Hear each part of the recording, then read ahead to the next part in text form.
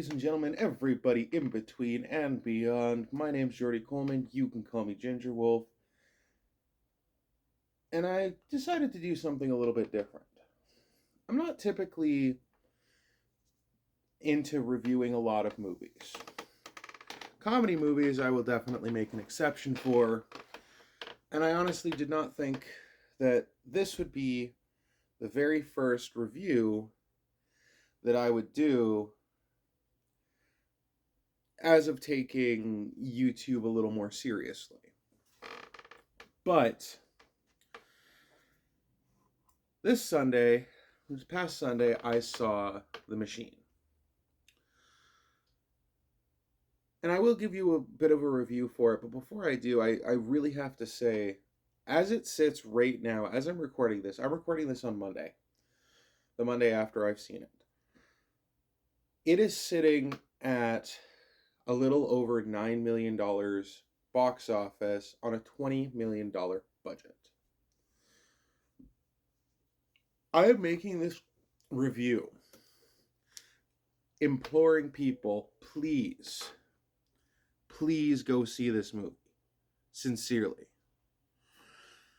Because for three main reasons. Number one, I want to see a sequel to this goddamn movie. I really want to see a sequel to this goddamn movie. Number two, and I'll get into a little bit more of it, I want to see comedy blockbusters coming back to theaters. We dealt with COVID. We all need a good laugh. Let's make this happen. And number three, I want to see a renaissance for chubby dudes in movies. I want to see a resurgence of chubby dudes in movies. Because really, in all honesty, aside from Bert himself, the only guy we really have is Jack Black. And full credit to Jack Black, he can't be everywhere at once. Now, with that all being said, I'll get into the movie review, and I'm going to do my best to keep it as spoiler-free as possible. Now, the first thing I'm going to say about it is the thing that I wish I would have done before watching it, which is actually avoiding some of the promotional material. Because this is in the promotional material, I don't feel it's anything of a spoiler, but Mark Hamill plays Bert Kreischer's father in the movie.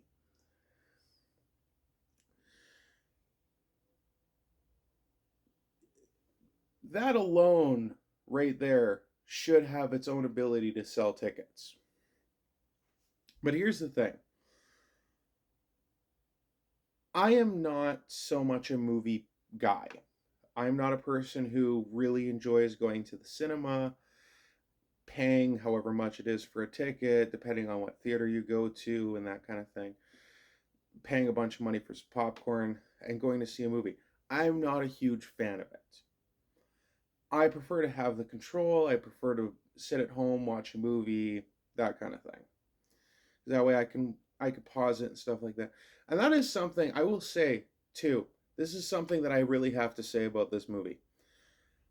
I have a bladder about the size of a walnut. I refused to get up and take a leak during this movie. If that is not put it on a fucking poster worthy, I don't know what the hell is. Anyway, so essentially, in a nutshell, and you can actually see this in one of Bert's podcasts where he talks about the movie with Kevin Smith. In a nutshell, him and his father get kidnapped and go to Russia to right the wrongs that happened while he was robbing the train when he was younger. That's it in a nutshell. I don't want to, obviously there's some sort of MacGuffin that they have to get, and they're going to have to hunt around for it and stuff like that. Here's the thing. How I would personally describe this movie, because I feel like people are hearing about it thinking that it's going to be the story that Bert tells about him being the machine in Russia. I feel like they think it's going to be that story. But, cinema, it's not. How I would word this is that it is a cinematic sequel to the stand up story. And why that is not part of the trailer, I have no idea. Bert busted his ass promoting this film, and Sony did something wrong in the way that they advertised this shit. Because that is two things that I feel they really dropped the ball on. Because I feel like because if you're a fan of Bert, you know the Machine story. Even if you're not a fan of Bert, if you're a fan of Joe Rogan, you probably know the Machine story. If you're a fan of Tom Segura, you probably know the Machine story. So even if you're not necessarily a fan of Bert, you know this story. So it does become one of those, why am I gonna go see this movie? I already know the story.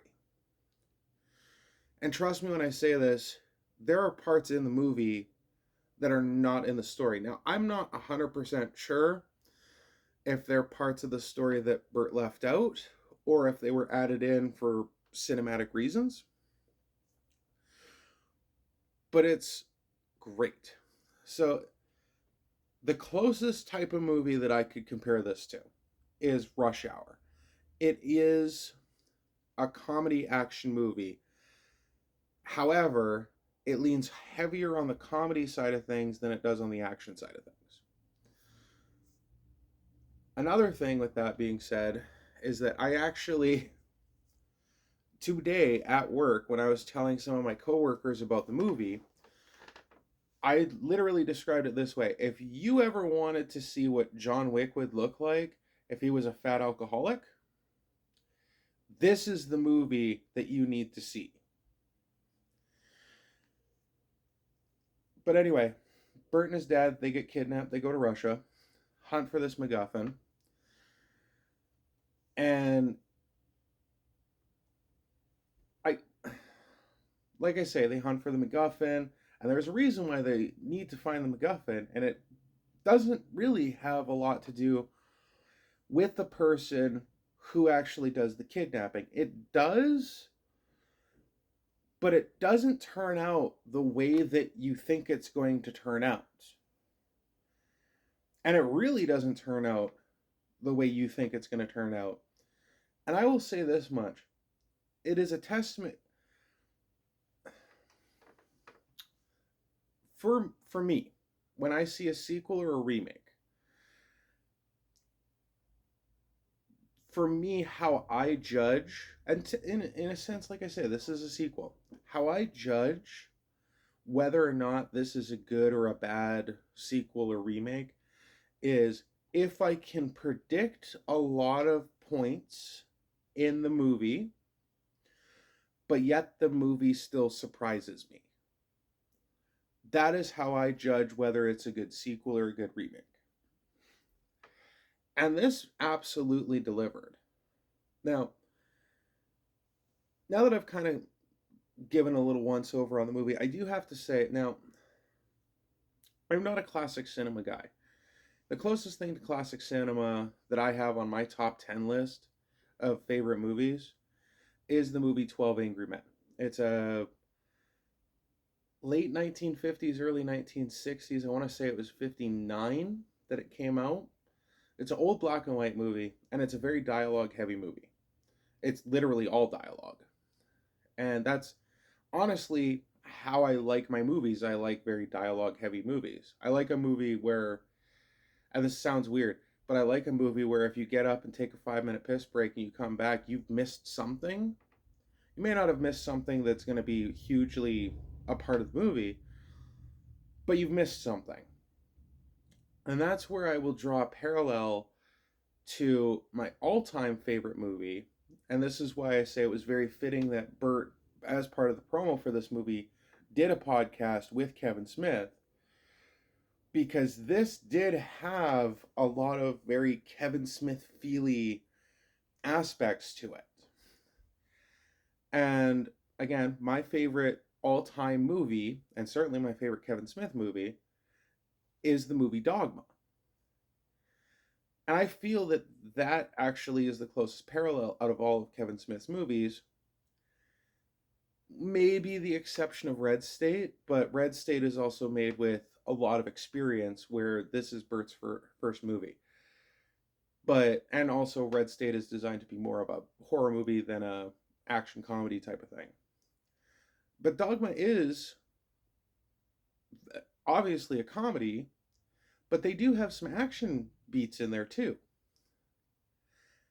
And it's absolutely, to me, the movie Dogma was absolutely brilliant, well done. And the Machine is definitely, I'm not fully sure where the Machine yet is going to sit on my top 10 favorite movies, but it's definitely going to be in the top 5. The only reason why I know for a fact that Dogma is going to beat the Machine for me when it comes to my all-time favorite movies is for two very simple reasons. Chris Rock and George Carlin. Two of my all-time favorite stand-up comics versus one of my all-time favorite stand-up comics. It's going to be a very, very difficult... It's going to have to be a cinematic masterpiece in order to do it. And it comes so very close to doing that. At least in my opinion. For the types of movies that I prefer to watch. So, here's the thing. At the end of the day, if there is any message, anything that I can possibly tell you about this movie, is that if you're a comedy fan, if you're an action movie fan, if you're a Bert Kreischer fan, if you're a Mark Hamill fan, if you want a movie that is very different from what is going on in theaters right now, you absolutely owe it to yourself 100% to see this movie. It is well worth it. It is well worth the money. Go see this movie. And now that I've said that, I'm going to say the two big reasons why I say it's important for people to actually see this movie.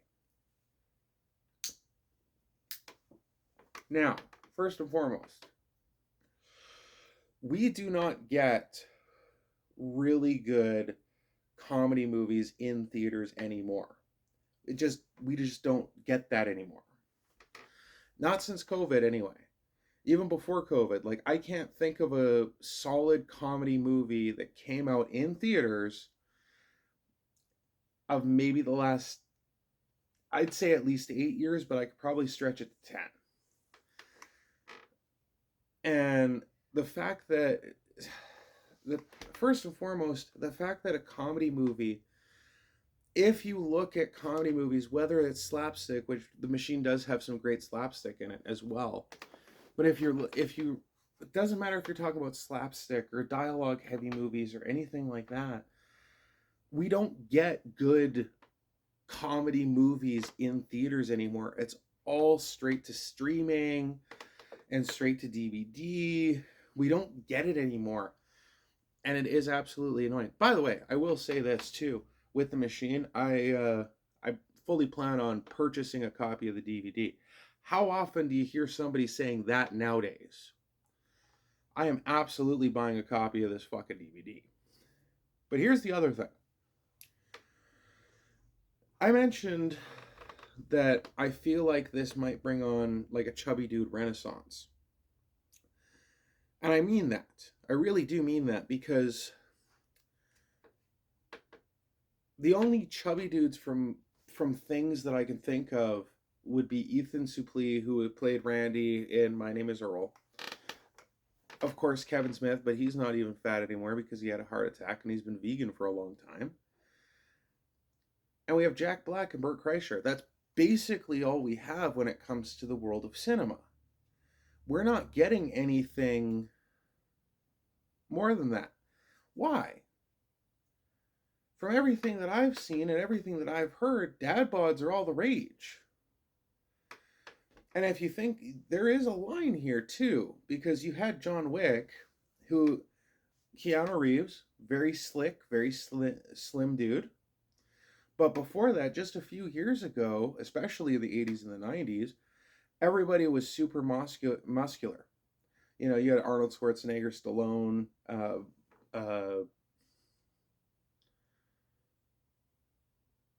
dude from Jersey, bald.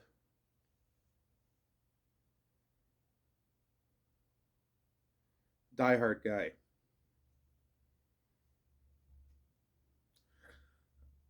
I can't believe I can't remember his name. Bruce Willis. There we go. I don't know why I couldn't think of his name. I apologize for that. But that was action movies in the 80s. But even before that, like with the first Super Cop, arguably the first Super Cop, Clint Eastwood as Dirty Harry. Tall, thin dude. So it's come full circle, but we skipped the chubby action star. I don't know why, but it seems fitting at this point. Dad bods are all the rage.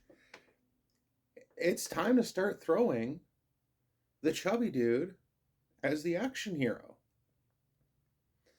And if you're going to sit there and be like, oh, that's not realistic, trust me when I say, next time you think that and you're at a bar and you see a chubby dude, don't pick a fight with him. That's all I'm going to say. Because no matter how you slice it, that's at least 200 pounds worth of human being that's going to be coming hurling at you if you do start a fight with them. That's all I'm going to say. And plus, if you want to make it the comedy action aspect, Steven Seagal. I don't think I need to say much more than that. His movies are action movies, but they're unintentional comedies. Let's be realistic, especially his more recent stuff. Although he's in Russia right now, how ironic is that? But sincerely, regardless of what you think about all that, if you've made it to this point of the video, you at least have the patience of watching the machine, and I guarantee you, you've been sitting here for over 10 minutes listening to me spiel about this.